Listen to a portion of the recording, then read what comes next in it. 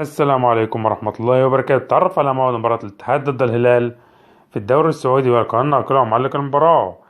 يلعب اليوم فريق الاتحاد ضد فريق الهلال في إطار مباراة الجولة الثانية عشر من بطولة دوري روشن السعودي، وتنطلق المباراة في تمام الساعة 8:30 مساء بتوقيت السعودية والعراق واليمن والأردن وفلسطين وسوريا ولبنان وقطر والكويت، 7:30 مساء بتوقيت مصر والسودان وليبيا.